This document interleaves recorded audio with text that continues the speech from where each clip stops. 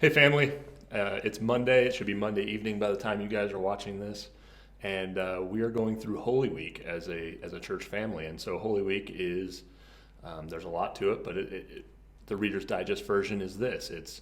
It's what Jesus did the week leading up to his crucifixion and resurrection. And so I know Pastor Brandon talked about it in his sermon yesterday and what was moving forward. But I just wanted to give you that brief thing, and then we're going to talk today about Monday. So what was going on with Jesus on Monday? And there's a few things, and we're just going to kind of touch base really quickly. These are all going to be quick hitters for Monday, Tuesday, Wednesday, and Thursday, and then we're going to have a big Good Friday service. So the three things that kind of happened today was Jesus cursing the fig tree, the cleansing of the temple, and then the crowd's reaction and conspiracy efforts. So the priests trying to figure out a way to trap Jesus. So we're going to talk about the fig tree. And the text that we're going to look at is Mark 11:12 through 14, and Matthew 21, 18 and 19. Those are kind of the two chunks. And so I'm going to go ahead and read the Mark context, and we're just going to talk about it for a few minutes. So Mark 11:12 through 14 says, "Now the next day, when they had come out of Bethany, he was hungry. And seeing from afar a fig tree having leaves, he went to see if perhaps it would have something on it. When he came to it, he found nothing but leaves, for it was not the season for figs. In response to it, Jesus said, 'Let no man eat from you ever again.' And his disciples heard it." And so that's the Matthew bit where he's talking about a fig tree, and predominantly in that area, when a fig tree has leaves, it has fruit. And so he went up to it, and as we're going to see in Matthew also, and I'll read that for you, he's talking about kind of this false advertising, right? This fig tree that had advertising saying, "Hey, I have leaves, I should have some figs on it," and it didn't. And so in Matthew 21:18, and I'm actually going to go probably through 22, because there's some more stuff that I'd like to look at with you guys there too. It says, "Early in the morning, as Jesus was on his way back from the city, he was hungry. Seeing a fig tree by the road, he went up to it, but found nothing except leaves. And he said to it, 'May you never bear fruit again.' Immediately the tree withered." And then when the disciples saw this, they were amazed, and they asked, "How did the fig tree wither so quickly?" And then Jesus gave a reply. But let's talk about the fig tree for just a minute. The fig tree is kind of, it symbolizes, according to some theologians, Israel and even the church at the time.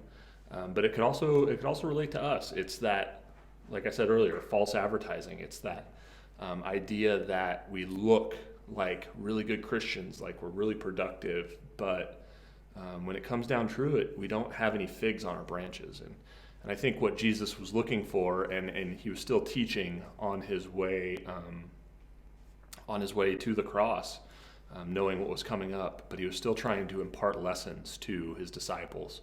And I think that's something that us as Christians, we need to be cautious of, because we do fall into that trap of being a really, really pretty tree, but not having any sustenance on our branches. So he talks about that, and then he goes in, and the disciples saw, and they were amazed, and they asked how quickly, how it withered so quickly. And then Jesus replied to them. He said, "Truly I tell you, if you have faith and do not doubt, not only can you do what was done to the fig tree, but you can also say to this mountain, 'Go throw yourself in the sea,' and it will be done. If you believe, you will receive whatever you ask in prayer." And so he's using also the fig tree and throwing another thing in for the disciples, saying that if you guys have true faith, like there's nothing that you guys can't do. And so I think as we are headed into this week, and we're looking at the path that Jesus is taking, but also kind of even just practical application for where we're at right now in our society, when we're looking at being isolated and the coronavirus, shelter in place stuff. We really have an opportunity as Christians to make sure and to ask ourselves these questions, right? Am I bearing good fruit? What is my fruit? How can I bear good fruit? Because maybe you're just you're someone who looks really good, but when it comes down to it, you don't have any fruit on your trees. Now is the perfect opportunity. You can reach out. I know that we're supposed to be in our houses, but you have neighbors you can call and check on. You know some older people, I'm sure.